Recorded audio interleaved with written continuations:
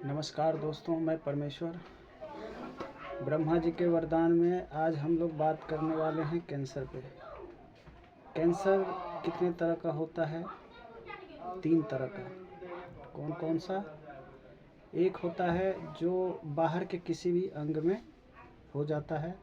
दूसरा होता है कि मुंह में या चाहे आंत में या हमारा जो ये डाइजेस्टिव जो सिस्टम है उसमें। और ये तो 2 हो गया। तीसरा है हमारा ब्लड में, ब्लड कैंसर। तो 3 तरह का कैंसर पे आज हम बात करेंगे। और तीनों तरह का कैंसर कैसे बहुत ही आसानी से सही हो सकता है। अपने घर बैठे आप अपना डॉक्टर खुद बनेंगे और अपने आप को सही कर पाएंगे। क्योंकि डॉक्टर के पास जाने से तो आज तक कभी भी कोई भी सही होके नहीं आया है। उसके घर बार सारे ही ख़त्म हो जाता है इलाज करवाते करवाते, और फिर वो बचता भी नहीं, ख़त्म हो जाता है। तो कैंसर वैसे देखा जाए तो बहुत ही ख़तरनाक है, लेकिन आयुर्वेद के तरीके से उसको इलाज किया जाए तो बड़ा ही आसानी से वो क्योर हो जाता है। तो हम चर्चा करने वाले हैं आज कैंसर कैसे क्योर करना है उस पर।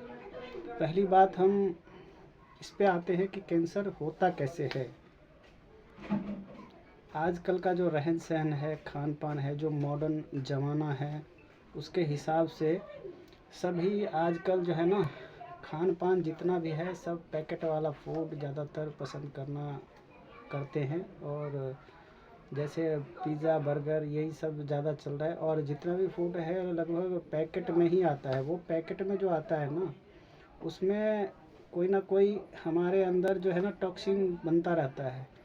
और एक तो वो है, दूसरा ये है कि लेट नाइट तक जो खाते पीते हैं ना सब, तो हमारी बॉडी उसको ना पूरा डाइजेस्ट करके वो जहाँ जाना चाहिए उन सबको अलग अलग भागों में बांट नहीं पाती है। तो वो हमारे बॉडी में इकट्ठा होकर के तब कैंसर बनता है, या चाहे शुगर बनता है, चाहे पथरी बनता है, कोई सा भी चीज़ बनता है। तो उस हिसाब से हो गया है। तो कैंसर अगर हो गया है किसी को तो कैसे पता चलेगा कि कैंसर हो गया है? बड़ा ही आसान है। जिसको भी ऐसा हो जाएगा, या बाहरी भाग में अगर मान लो कैंसर हो रहा है, तो वहाँ पे कुछ घाव टाइप का बन जाएगा। और वेट जो उसका है ना, वज़न, वो बहुत तेज़ी से डाउन होने लगेगा। हीमोग्लोबिन भी कम होने लगेगा, तो पता लग जाएगा। अच्छा, ये तो हो गया। और वीकनेस भी आने लगेगी बहुत ही तेज़ी से। वेट भी जैसे महीने में करीब 5 से 7 किलो तक कम हो जाएगा, बहुत तेज़ी से वेट कम होगा। तो इससे पता लग जाएगा कि कैंसर है। और दूसरा ब्लड कैंसर जो है वो कैसे पता लगेगा? उसमें बाल भी झड़ने लगते हैं, वेट भी लूज़ होने लगता है, और नाखून भी सड़ने लगता है। तो उससे पता लग जाएगा कि ये ब्लड कैंसर है। अच्छा, अगर माउथ में, मुंह में हो गया, या चाहे अंदर कहीं हो गया, तो वो कैसे पता लगेगा? तो मुंह में हो जाता है वो तो पता लग जाता है बाहर से ही, कि मुंह में से ब्लडिंग होने लगता है, वो घाव सही नहीं होता रहता है कुछ भी करने पे। और अंदर में जो होता है, जो हमारी ये नली है, जो आंत वगैरह है, इन सब में, तो इन सब में वो दर्द पेन शुरू हो जाता है बहुत ही तेज़ी से। और फिर हमें वेट भी कम होने लगता है, वीकनेस भी आने लगती है, हीमोग्लोबिन कम होने लगता है। तो हमें पता लगता है कि ये भी कैंसर है। तो इसको हम सही कैसे करें? तो बहुत ही आसान है। इसके लिए सबसे पहले वेट अनुसार, जैसे पेशेंट 50 किलो का है, उनको लेना है क्या, 50 किलो पे 5 नीम के पत्ते लेने हैं सुबह। नीम के पत्ते जो चबाने लायक है वो चबा के खाएं। लेकिन जिसको माउथ कैंसर है वो उसको लिक्विड बना के ले सकते हैं। तो उसके बाद 12 बजे तक हमें फ्रूट खाना है। कोई सा भी फ्रूट हो, सस्ती वाली, लेकिन वो सीजनरी फ्रूट होना चाहिए, सीजन वाला। ये नहीं कि कुछ अलग से वो उसको आजकल बनाते हैं ना, जो जिसका सीजन नहीं होता वो भी फ्रूट आता है, तो वो सब नहीं लेना है। जो सस्ता वाला मिले वही फ्रूट लेना है। तो फ्रूट कितना खाना है 12 बजे तक? जैसे 50 किलो का पेशेंट है, 500 ग्राम। 500 ग्राम में अगर हमें मन कर रहा है कि हम और खाएं, ज़्यादा खाएं 500 ग्राम से, तो ज़्यादा भी खा सकते हैं, लेकिन उससे कम खाएंगे तो बॉडी वेट अनुसार वो बॉडी पे फ़र्क नहीं करेगा। मतलब जो दवा की तरह हम यूज़ कर रहे हैं वो दवा की तरह यूज़ नहीं होगा, फिर वो दवा की तरह काम भी नहीं करेगा। तो ये हो गया 12 बजे तक। अब आ जाओ लंच पे। लंच में जैसे 50 किलो का पेशेंट है तो फिर उसी बॉडी वेट के हिसाब से 500 ग्राम सैलेड खाना है पहले। सैलेड में कोई सा भी हो, मूली पत्ता है, गाजर हो गया, खीरा हो गया, और जैसे गोभी हो गया, पत्ता गोभी। तो जो भी सैलेड में जो भी आइटम है वो लेना है 500 ग्राम। और उससे अधिक भी खा सकते, तो अधिक खाने से ज़्यादा तेज़ी से रिकवरी होगा इसका। अगर उससे कम खाते हैं तो वही बात है, फिर वो असर नहीं करेगा। तो ऐसे ही फिर रात का डिनर भी करना है। डिनर रात का कब करना है?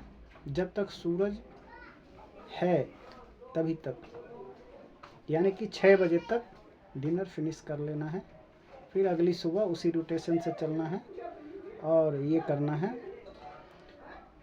और एक बात और है, सुबह धरती पे या चाहे शाम को कभी भी टाइम निकाल के 1 घंटा धरती से अटैच होना है चप्पल खोल के।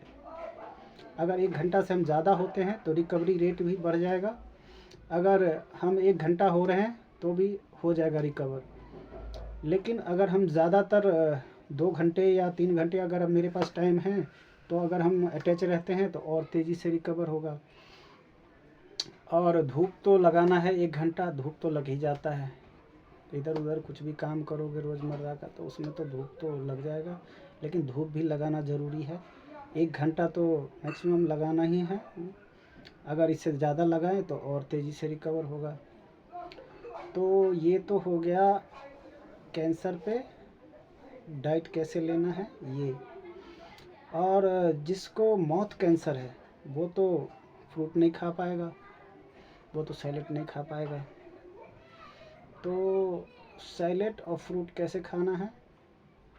उनका स्मूदी बना लेना है लिक्विड टाइप का, मिक्सी में चाहे जूसर में कुछ भी करके उसको स्मूदी बना के लेना है। लेकिन लेना है वेट अनुसार, वैसे ही फल को वेट करके, और उसको वज़न करने के बाद में बना लो और उसको पिलाओ। लेकिन पीना कैसे है?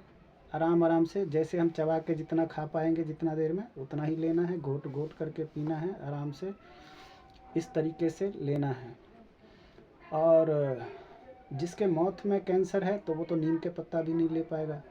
उसको करना क्या है, नीम का छाल का पाउडर और नीम के पत्ते का पाउडर दोनों को इक्वल करना है, बराबर बराबर एक डब्बा में उसको मिक्स कर देना है, बराबर बराबर दोनों लेके। उसको ब्रश भी नहीं करना है जिसको माउथ कैंसर है, उसी से हाथ से करो या ब्रश से करो। लेकिन ब्रश से ना करे तो और तेज़ी से रिकवर होगा। हाथ से ही कर पाओ तो हाथ से कर लो, नहीं तो जैसे एक दातुन आता है अपने पेड़ पौधे का किसी चीज़ का, उसको कूट के उसके ब्रश टाइप का बना के या तो उससे कर लो। अगर उससे भी दिक्कत हो रही है, ज़्यादा है, ब्लीडिंग हो रहा है, तो हाथ से ही करो, हाथ से ही उसको आराम आराम से लगा दो दोनों का, तो वही दवा है। फिर नीम का पत्ता भी नहीं खाना पड़ेगा माउथ कैंसर में। और उसको स्मूदी बना के देना है। इस बीच नारियल पानी भी देना है। नारियल पानी भी 2 गिलास 4 गिलास जितना हम पी पाएँ, लेकिन 1 गिलास भी पियेंगे तो भी काम करेगा वो।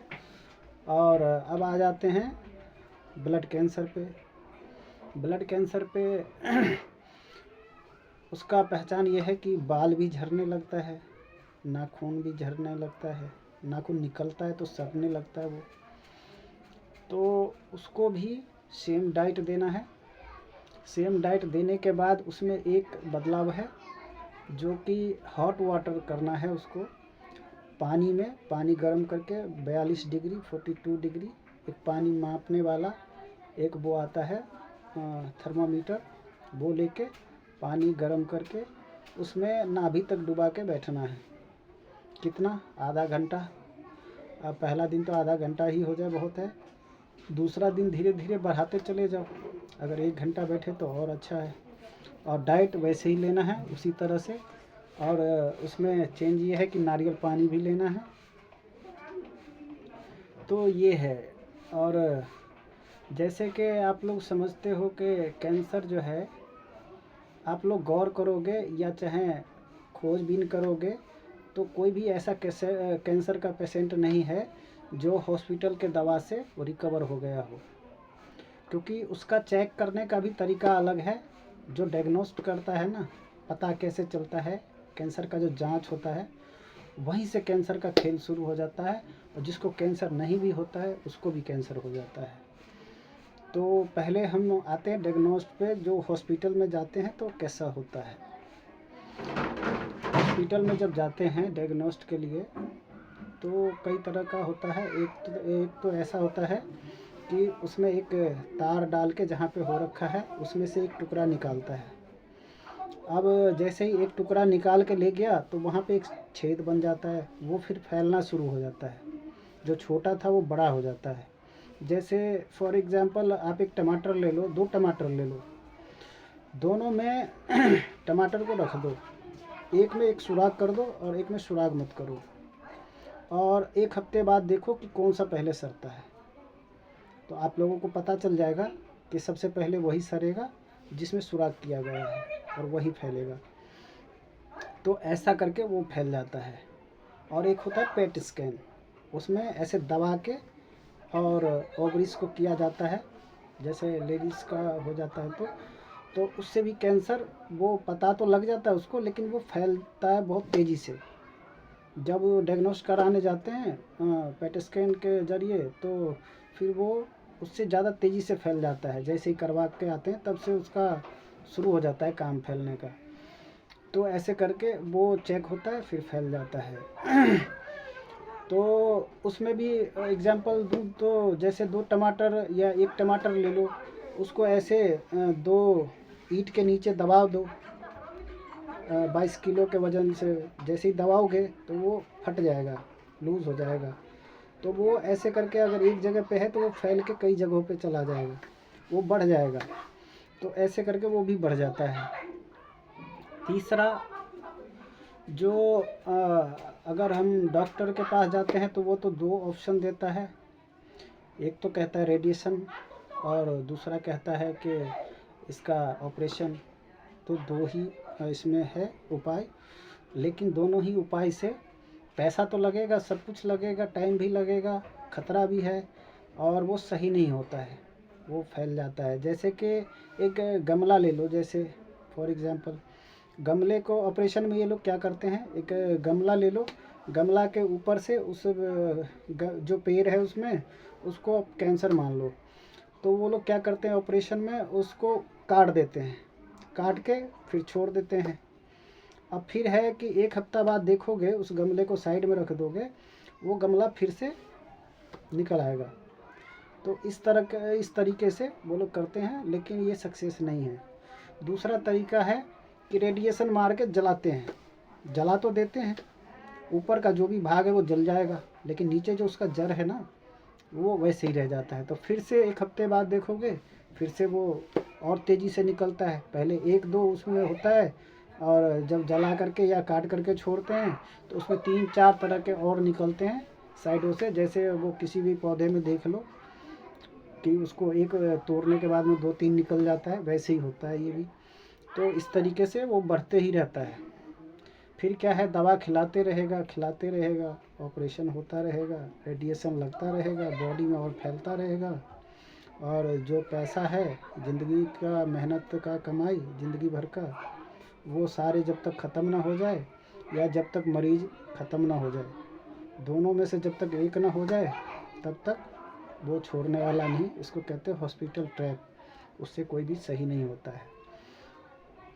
और जैसा कि मैंने बताया, उसमें आप अपना डॉक्टर खुद बन सकते हैं, और इन वीडियो को देख करके सीख के आप अपना इलाज खुद कर सकते हैं। अगर कुछ डाउट हो तो मुझे कमेंट कर सकते हैं, मैं तुरंत ही उस पर बताऊँगा। जो भी आपको डाउट लगे या समझ ना आए, पूछना हो कुछ, तो कमेंट करिए, मैं उसका भी जवाब दूँगा। और जो एक कैंसर का पेशेंट होता है ना, उसके साथ सिर्फ एक ही कैंसर का पेशेंट नहीं होता, उसका जो घर के जितने भी मेंबर हैं ना, सारे तनाव में चला जाता है। घर के पैसा ख़त्म होने के बाद भी वो छोड़ता नहीं है उसको, कहता है पैसा लगेगा तो और कराऊंगा, लेकिन कर्ज भी लेता है किसी से, अपना ज़मीन हो तो ज़मीन बेच लेता है, सब कुछ बेच बाच करके लगाने के बाद भी मरीज़ बच नहीं पाता है। यह है हॉस्पिटल ट्रैप। क्योंकि एलोपैथिक से आज तक कोई भी सही नहीं हुआ। आप लोग ढूंढोगे तो ढूंढने से भी नहीं मिलेगा कि एक भी शुगर वाले को सही कर दिया हो, या एक भी कैंसर वाले को सही कर दिया हो, या एक भी बवासीर वाले को सही कर दिया हो। बात रही बवासीर का, तो हम जो तीसरे वीडियो बनाएंगे, कल मैं शुगर पे बनाया था, आज मैं कैंसर पे बना रहा हूँ, और कल होगा तो मैं उस पर बवासीर पे बनाऊँगा। ये सब घर बैठे आप लोग बहुत ही आसानी से अपने हाथों से कर सकते हैं। अपना डॉक्टर खुद बनिए, क्योंकि ये ब्रह्मा जी का वरदान है ये। क्योंकि ये सब चीज़ तो हम लोगों के पास पहले से ही है, लेकिन इन चीज़ों को छुपा दिया गया था, दबा दिया गया था, क्योंकि ये इतना बड़ा बिजनेस जो है ना एलोपैथिक का, वो कैसे चलेगा फिर। तो मैं ये नहीं कहता कि डॉक्टर सही नहीं कर पाएगा। दवा तो वैसे इंसान के लिए बना ही नहीं है, क्योंकि भगवान ने ये सोच करके बॉडी को डिज़ाइन नहीं किया कि नीचे जाएगा तो दवा भी बना के खाएगा। क्योंकि दवा तो हम लोगों में, जैसे कि इमरजेंसी हो गया, किसी का सर आधा फट गया, कुछ हो गया, इसके लिए चाहिए डॉक्टर चाहिए। मैं ये नहीं कह रहा कि डॉक्टर बिल्कुल नहीं चाहिए, हालांकि इसमें भी रिकवर हो सकता है आयुर्वेद के जरिए भी, लेकिन जो फटा हुआ होता है उन सबको डॉक्टर का थोड़ा थ्योरी भी काम आता है। और फिलहाल रिकवरी में थोड़ा सा दवा भी खा करके वो जो थोड़ा रिकवर हो जाएगा, इसके बाद आयुर्वेद को सौंप दो तो वो सही कर देगा। तो ये हो गया, डॉक्टर का भी ज़रूरत है। तो हम लोग डॉक्टर को नहीं ठुकराते हैं, लेकिन दवा जितना हम कम से कम लें उतना अच्छा है, क्योंकि दवा बॉडी में नुकसान करके ही जाता है। कोई ना कोई एक चीज़ के लिए खाओगे तो दूसरा चीज़ छोड़ के जाएगा बॉडी में, ऐसा तो ये करता ही है। और आजकल का यही बन चुका है कि जैसे ही कुछ भी हुआ, छोटा सा भी दिक्कत आई तो चलो दवा खा लेते हैं, तो दवा खा लेते हैं। तो एक चीज़ को सही करने के लिए कुछ भी दवा खा लेते हैं, लेकिन वो दो चीज़ अंदर में रह जाती है, जो बाद में धीरे धीरे स्लो पॉइजन की तरह वो दिक्कत देता रहता है। और एक दिन जब ज़्यादा हो जाता है तो यही कुछ बड़ा बीमारी लेके पैदा होता है, वो कैंसर या चाहे शुगर और चाहे बवासीर, चाहे कुछ भी, कई तरह के ऐसे ख़तरनाक वाले बीमारी लेके आता है। तो मैं तो यही कहूँगा कि जो हमारा बेसिक है उस पर ध्यान रखें, उसी से सही होना सही होता है। आयुर्वेद जो है उसका साइड इफ़ेक्ट नहीं है, बशर्ते उसका साइड बेनिफिट है। जैसे हम एक बीमारी को सही करेंगे बॉडी का ना, तो हमारे बॉडी में जो भी कमी है वो सब दूसरा तीसरा जो भी जितने भी कमी है सब पे वो काम करने लगेगा, सब सही हो जाएगा। और धरती पे तो ज़्यादा से ज़्यादा जुड़े रहिए चप्पल खोल के।